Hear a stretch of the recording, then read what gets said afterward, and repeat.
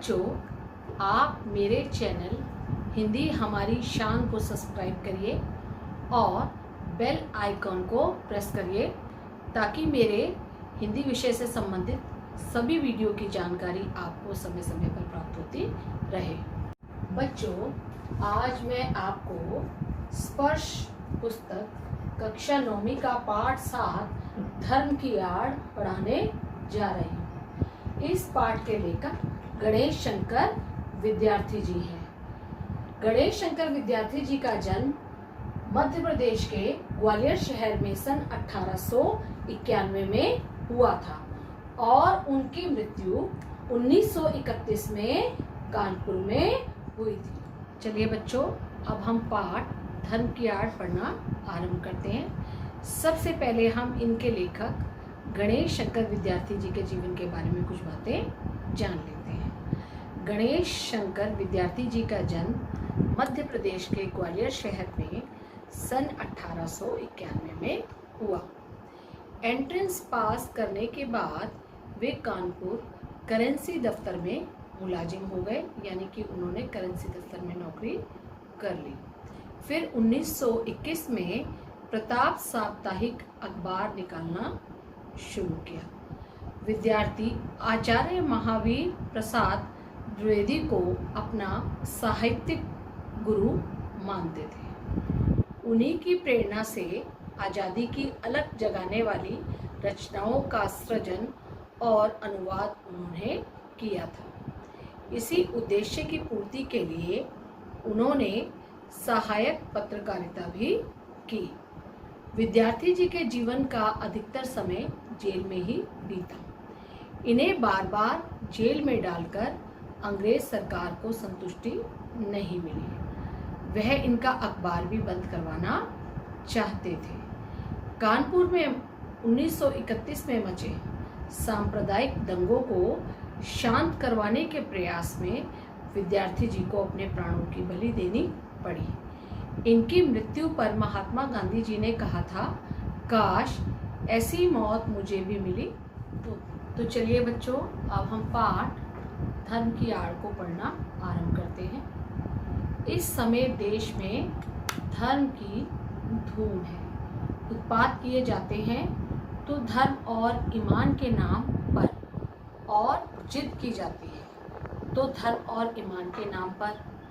रमुआ पासी और बुद्धू मियाँ धर्म और ईमान को जाने या ना जाने, परंतु उनके नाम पर उबल पड़ते हैं और जान लेने और जान देने के लिए तैयार हो जाते हैं। देश के सभी शहरों का यही हाल है। उबल पड़ने वाले साधारण आदमी का इसमें केवल इतना ही दोष है कि वह कुछ भी नहीं समझता बूझता और दूसरे लोग उसे जिधर जोत देते हैं वह उधर ही जुट जाता है।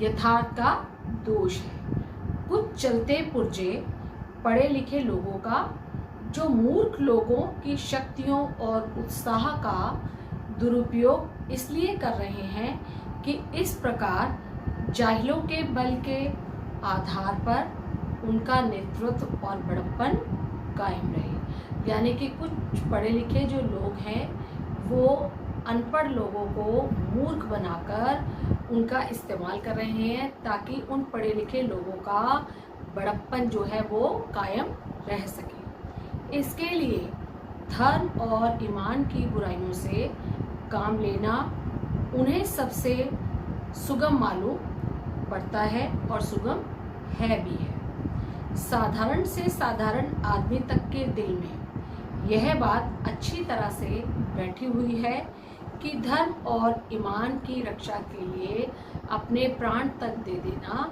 वाजिब है। बेचारा साधारण आदमी धर्म के तत्वों को क्या जाने, यानी कि जो साधारण आदमी है उसको धर्म के बारे में कोई ज्ञान नहीं है।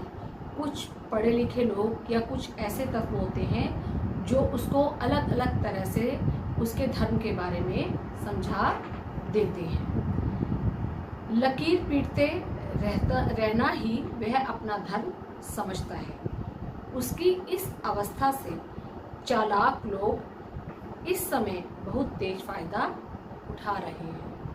पाश्चात्य देशों में धनी लोगों की, गरीबों की कमाई से वे मोटे होते जा रहे हैं और अट्टालिकाएं आकाश से बातें कर रही हैं। मतलब कि कमाते ये लोग हैं, मेहनत ये लोग करते हैं, लेकिन उसका फ़ायदा कुछ धनी लोग उठा रहे हैं और दिन पे दिन उनकी अट्टालिकाएं जो है वो ऊंची होती जा रही हैं, आकाश से बातें करती जा रही हैं। गरीबों की कमाई से ही वे सारा फ़ायदा उठा रहे हैं और उसी के बल से वे सदा इस बात का प्रयत्न करते हैं कि गरीब सदा चूसे जाते रहें। यह भयंकर अवस्था है।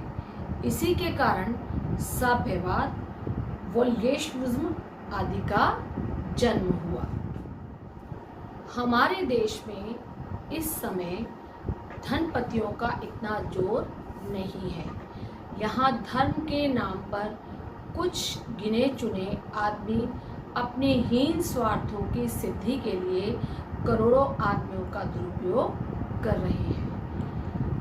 गरीबों का धनाढ्यों द्वारा चूसा जाने वाला इतना बुरा हाल नहीं है जितना बुरा यहाँ है, वहाँ है। धन की मार है, यहाँ है बुद्धि पर मार। जहाँ धन दिखाकर करोड़ों को वश में कर लिया जाता है और फिर मनमाना धन पैदा करने के लिए उनको जोत दिया जाता है। यहाँ है बुद्धि पर पर्दा डालकर पहले ईश्वर और फिर आत्मा का स्थान अपने लिए लेना और फिर धर्म, ईमान, ईश्वर और आत्मा के नाम पर अपनी स्वार्थ सिद्धि के लिए लोगों को लड़ना, झगड़ा, भिड़ाना सिखाना। मूर्ख बेचारे धर्म की दुहाइयाँ देते और चीखते चिल्लाते हैं, अपने प्राणों की बाजी से खेलते हैं और थोड़े से अनियंत्रित और धूर्त आदमियों का आसन ऊंचा करते और उनके बल को बढ़ाते हैं। धर्म और ईमान के नाम पर किए जाने वाले इस भीषण व्यापार को रोकने के लिए साहस और दृढ़ता के साथ उद्योग होना चाहिए। जब तक ऐसा नहीं होगा तब तक भारतवर्ष में नित्य प्रति बढ़ते जाने वाले झगड़े कभी भी कम नहीं होंगे। अर्थात धर्म के नाम पर लोग आपस में लड़ते झगड़ते रहेंगे और कुछ लोग उनकी मूर्खता का लाभ उठाते रहेंगे। धर्म की उपासना के मार्ग में कोई रुकावट ना हो। जिसका मन जिस प्रकार चाहे उसी प्रकार धर्म की भावना को अपने मन में वो जगावे। धर्म और ईमान मन का सौदा हो, ईश्वर और आत्मा के बीच संबंध हो, आत्मा को शुद्ध करने और ऊंचे उठाने का साधन हो। यानी कि प्रत्येक व्यक्ति अपनी आत्मा को शुद्ध कर सके और अपनी आत्मा को ऊंचा उठा सके और लड़ाई झगड़ों का त्याग कर सके। वह किसी भी दशा में किसी दूसरे व्यक्ति की स्वाधीनता को छीनने या कुचलने का साधन ना बने। आपका मन चाहे इस तरह धर्म आप माने और दूसरों का धर्म जिस तरह से चाहे वो उस तरह से अपने धर्म को माने। दो भिन्न धर्मों के मानने वालों के टकरा जाने के लिए कोई भी स्थान नहीं हो। यानी कि प्रत्येक व्यक्ति अपनी अपनी तरह से अपने अपने धर्म को मानने के लिए स्वतंत्र हो। धर्म के नाम पर कभी भी कोई झगड़ा, कोई बंटवारा ना हो। यदि किसी धर्म के मानने वाले कहीं और जबरदस्ती टांग अड़ाते हैं तो उनका इस प्रकार का कार्य देश की स्वाधीनता के विरुद्ध समझा जाए। कि अगर कोई व्यक्ति किसी दूसरे व्यक्ति के धर्म में टांग अड़ाता है या उसको उसका धर्म मांगने से रोकता है तो उसके द्वारा किया जाने वाला वह कार्य देश के स्वाधीनता के विरुद्ध माना जाए। देश की स्वाधीनता के लिए जो उद्योग किया जा रहा था उसका वह दिन निसंदेह अत्यंत बुरा था। जिस दिन स्वाधीनता के क्षेत्र में खिलाफत, मुल्ला मौलवियों और धर्माचार्यों को स्थान दिया जाना आवश्यक समझा गया। इस प्रकार से उस दिन हमने स्वाधीनता के क्षेत्र में एक कदम पीछे हटाकर रखा था। अपने उसी पाप का फल आज हमें भोगना पड़ रहा है। देश को स्वाधीनता के संग्राम में ही मौलाना अब्दुल वारी और शंकराचार्य जी को देश के सामने दूसरे रूप में पेश किया गया, उन्हें अधिक शक्तिशाली बना दिया और हमारे इस काम का फल यह हुआ कि उस समय हमारे हाथों ही ने बढ़ाई इनकी और इनके से लोगों की शक्तियां हमारी जड़ उखाड़ने और देश में मजहबी पागलपन, प्रपंच और उत्पाद का राज्य स्थापित कर रही है। महात्मा गांधी धर्म को सर्वथा स्थान देते थे। वे एक पल भी धर्म के बिना चलने के लिए तैयार नहीं थे, परंतु उनकी बात ले उड़ने के पहले प्रत्येक आदमी का कर्तव्य यह है कि वह भली भांति समझ ले कि महात्मा जी के धर्म का स्वरूप क्या है। धर्म से महात्मा जी का मतलब धर्म ऊंचे और उदार तत्वों का ही हुआ करता है। इसके मानने में किसे ऐतराज हो सकता है।